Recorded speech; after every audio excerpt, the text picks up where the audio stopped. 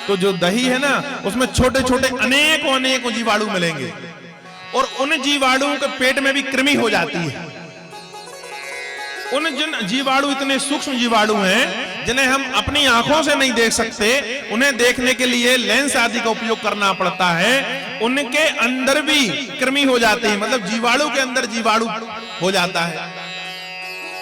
परमात्मा ने अपनी सृष्टि में जो बनाया है उसका कुछ ना कुछ उदाहरण छोड़ा है, क्योंकि वो जानता था कि कलियुगी मनुष्य जल्दी नहीं मानता, उसे हर चीज में प्रमाण चाहिए। जो अमरत्व है, जो अमर होते हैं, तो उसने ऐसा एक जीव छोड़ा है संसार में, जो साइंस पढ़ते हैं बच्चे वो जानते हैं, उसका नाम है अमीबा। अमीबा को 1000 टुकड़े कर दो वो मरता ही नहीं। आप जितने टुकड़े करोगे उतनी जगह से जिंदा हो जाएगा महाराज। तो अमीबा तत्व इसलिए छोड़ा गया कि आप समझाओ, जब अमीबा अमर हो सकता है तो अमर देवता भी होंगे।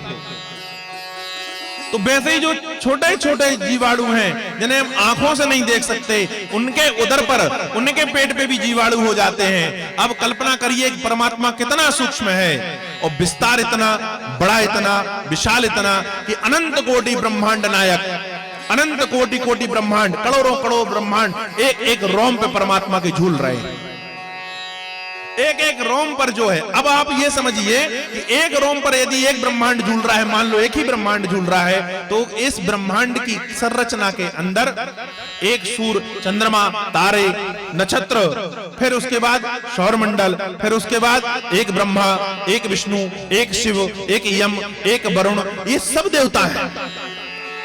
और सारे ब्रह्मांडों में ऐसे देवता देवियां हैं। हो सकता है किसी ब्रह्मांड में हम और पटेल साहब भी बैठे हो,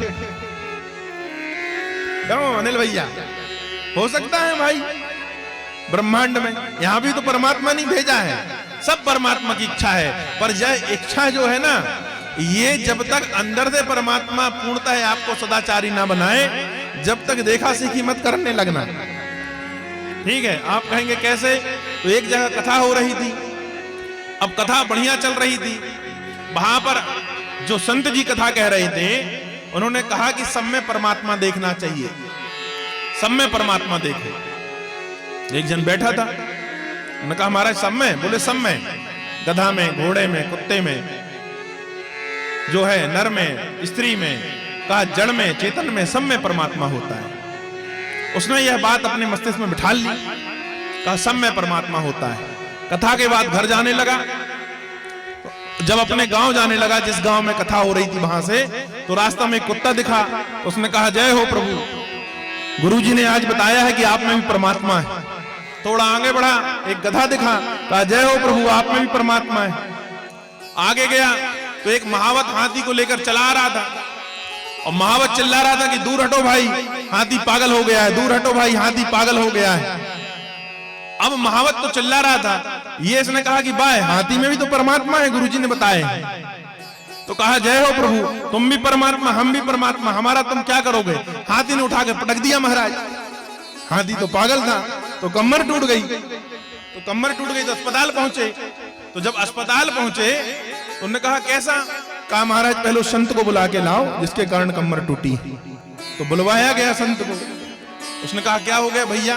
कहा तुमने कहा था कि सब में परमात्मा देखो, तो हमने उस हाथी में भी परमात्मा देखा, फिर उसने हमें उठा के कहा पटक दिया, हमारी कमर टूट गई। तो कहा रे पगले, जब तूने हाथी में परमात्मा देखा था, तो जो उसके ऊपर बैठकर चिल्ला रहा था महावत कि दूर हटो हाथी पागल है, दूर हटो हाथी पागल है, उसमें परमात्मा देख लेता तो बच जाता। तो कहा ये बोध जब तक परमात्मा ना करा दे, या जब तक संतों के चरणों की रज लगा लगा के आत्मबोध ना हो जाए, जब तक ऐसा देखी सीखी मत कर लेना। समझ में आया? तो वो तो परमात्मा ही करता है।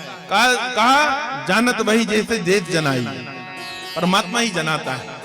तो अब यहां पर आप ये समझिए कि परमात्मा इतना विशाल है कि कोटि ब्रह्मांड उसके एक एक जो है रोम पर लटके हुए हैं, और सूक्ष्म इतना है, कहा जीवाणु के अंदर भी जीवाणु रूप में व्याप्त है, यह सूक्ष्म है। तो कहा कि बाबा फिर सुनता कैसे है? तो नारद जी ने बड़ी अच्छी बात कही कि चींटी के पग नूपुर बाजे तो भी मालिक सुनता है।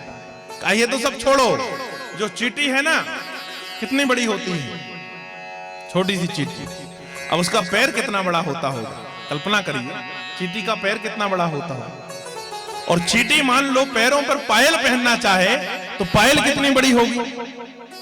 और कहा उस पायल पे लगा हुआ घुंघरू कितना बड़ा होगा, नूपुर मतलब घुंघरू। और कहा जब वह घुंघरू बजता है तब भी परमात्मा सुन लेता है। वो इतना बड़ा विशाल परमात्मा और इतना सूक्ष्म परमात्मा, दोनों परमात्मा जो हैं आपके अंतर मन में निहित होते हैं। तो आपको यह सोचना चाहिए कि जब चींटी के पग नूपुर बाजे तो भी मालिक सुनता है। अरे चींटी की टांग पर बंधी हुई पायल का घुंघरू आवाज कर रहा है, वह आवाज नन्ही सी आवाज उस परमात्मा के कानों तक पहुंच जाती है। फिर हम और आप तो मनुष्य हैं, हम और आप जब प्रार्थना करेंगे तो क्यों नहीं सुनेगा परमात्मा। ब्रह्मा जी कहते हैं किससे, नारद से। और यहां जो है परीक्षित ने सूत जी में सुखदेव महाराज जी से प्रश्न किया और सुखदेव महाराज बता रहे हैं कि वह विराट पुरुष जो है जब अंदर मन के अंदर इच्छा करता है सृष्टि के निर्माण की तो क्या करता है, तो नयनों को आधा जो है बंद कर लेता है। और वो कहने लगे लेटा कहां है, कहा जल के मध्य में लेटा हुआ है। कहा किसमें लेटा है, कहा 10,000 फन वाले सर्प में लेटा है। जो शेष है ना वो सामान्य रूप से 1,000 फन वाले हैं, लेकिन जब आदि पुरुष लेटता है तो कहा जब आदि पुरुष लेटता है तो 1,000 फन नहीं 10,000 फन होते हैं, उसमें लेटा है। मन पे कल्पना हुई कि सृष्टि का विस्तार करना चाहिए तो नाभि से कमल का पुष्प निकला। उस कमल के पुष्प में एक जो है पुरुष पैदा होता है। वह पुरुष जो है चारों तरफ सिर को घुमाता है तो 4 मुख हो गए, एक पहले से था तो पंचमुखी ब्रह्मा हो गया। बोलिए ब्रह्मा जी की जय हो। अब जब ब्रह्मा पैदा हो गया तो ब्रह्मा ने मन में विचार किया, चारों तरफ देखा तो जल के अलावा कुछ दिखता ही नहीं है महाराज, जल के अलावा कुछ दिखता ही नहीं है। तो अब ये आए कि जिसमें बैठा हूं हो सकता है इसके नीचे कुछ सृष्टि हो। तो कमल नाल में ब्रह्मा घुस गया और बहुत दिनों तक यात्रा की, अंतवा गत्वा कुछ पता नहीं चला महाराज। जब कुछ पता नहीं चला तो ब्रह्मा को सिर्फ 2 शब्द सुनाई दिए। कहा क्या, कहा ता और पा, तो दोनों से मिलकर हो गया तप। तो ब्रह्मा से कहा गया सिर्फ तप करो, तप शब्द सुनाई दिया कि तप करो। तो ब्रह्मा लौटकर आकर कमल पर बैठ जाते हैं और कमल पर बैठकर ब्रह्मा अब आगे कुछ पता ही नहीं है तप किसका करना है। जो दिव्यमान आवाज गूंज रही है पूरे ब्रह्मांड में, वह आवाज कैसी है, वह आवाज ओम की है।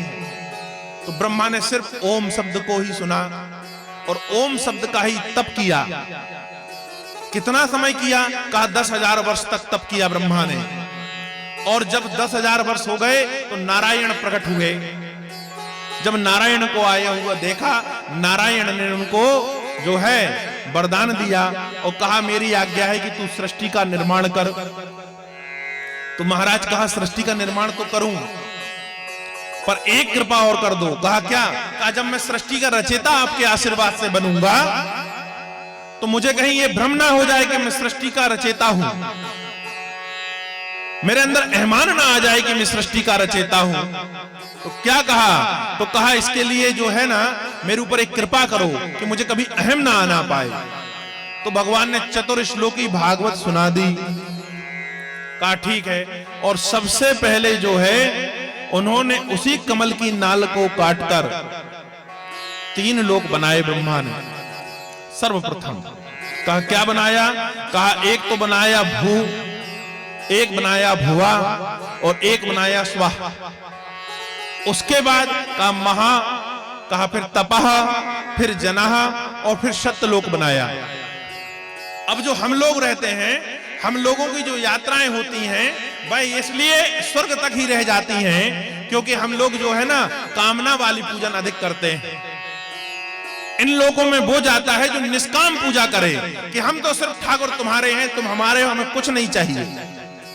जब इस भावना से पूजा करोगे तब यह लोग प्राप्त होते हैं। और कहा बाकी, कहा बाकी तो महाराज ऐसा है कि जो आपने पुण्य किए, जैसे संसार में अपने शरीर को चलाने के लिए क्या आवश्यक है?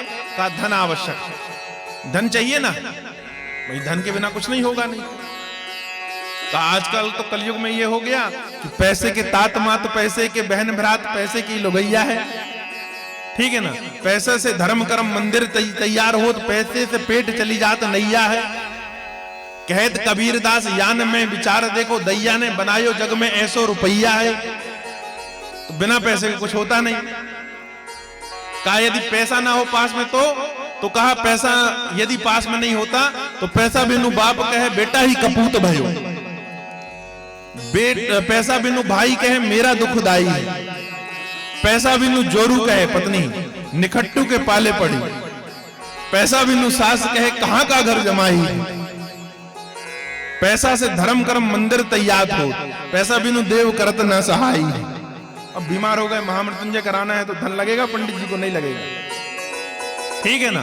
तो तात्पर्य यह है कि जिस प्रकार इस संसार में चलाने के लिए आपके पास में धन होना अति आवश्यक है, वहां स्वर्ग में यहां पर आप रहेंगे तो आपको धन से चलेगी आपकी गाड़ी। और कहा यहां क्या क्षीण होता है? कहा यहां आयु क्षीण होती है, यहां आपको आयु प्राप्त है। मृतलोक में आदमी अपनी आयु का भोग करता है। 10 वर्ष के हुए 10 वर्ष निकल गए, 20 वर्ष के हुए 20 वर्ष निकल गए, 50 वर्ष के हुए 50 वर्ष निकल गए। जितनी परमात्मा ने जिसे आयु प्रदान किया है उतनी आयु लेकर आप यहाँ पर आए। धीरे धीरे करके आयु निकली, आयु का क्षीण हुआ, आप यहाँ से मृत हो जाओगे। अब पुण्य आत्मा हो, पुण्य किए हो तो कहां जाओगे? कहा स्वर्ग जाओगे। पाप आत्मा हो, पाप किए हो तो कहां जाओगे? तो कहा कि यमपुरी जाएंगे, वहां हिसाब किताब होगा, किस नरक में कितने दिन रहना है, वहां पर रह के अपनी यातनाओं को भोगेंगे। और कहा स्वर्ग में गए तो क्या होगा? कहा स्वर्ग में जो पुण्य फल ले गए हो ना, उसके हिसाब से स्थिति मिलेगी कि स्वर्ग का सुख कितने दिन आपको प्राप्त होना है। जब जितने दिन स्वर्ग का सुख प्राप्त होगा, उसके बाद में जिस दिन पुण्य क्षीण हुआ, फिर से जो है पृथ्वी पर ढकेल दिए जाओगे। अब जैसे कर्तव्य किए हो उसके हिसाब से यहां पर आकर योनि निश्चित हो जाएगी, योनि मिलेगी महाराज। और योनि मिलेगी, फिर कर्म करोगे, फिर पुण्यों का सृजन करोगे, फिर पुण्य प्राप्त करके स्वर्ग जाओगे, वहां फिर क्षय होंगे, फिर पृथ्वी पर आओगे। यही क्रम चलता रहता है। पुन पुन जननम पुन पुन मरणम, ये क्रम चलता रहता है। का इससे मुक्ति है तो इससे मुक्ति सिर्फ एक ही काम हो सकती है कि नारायण से जो है भाई यह मांगो कि परमात्मा अब हमें मोक्ष प्राप्त हो जाए, अब हमें तुम्हारा धाम चाहिए, अब हमें बार बार आना जाना नहीं है। कहा या तो यह मांग लो, या दूसरा वरदान यह मांग लो कि परमात्मा हमें जन्म तो देना, पर हर जन्म में तेरी भक्ति दे देना, हम तुम्हारे भक्त बनकर ही रहना चाहते हैं। कहा अच्छा, बोले बिल्कुल। तो कहने लगे क्या है? कहा कि परमात्मा से यह मांग लेना चाहिए कि हम तुम्हारे थे प्रभु जी, हम तुम्हारे हैं, तुम हमारे ही रहोगे ओ मेरे प्रियतम, तुम हमारे थे प्रभु जी, तुम हमारे हो, तुम हमारे ही रहोगे ओ मेरे प्रियतम, हम तुम्हारे हैं,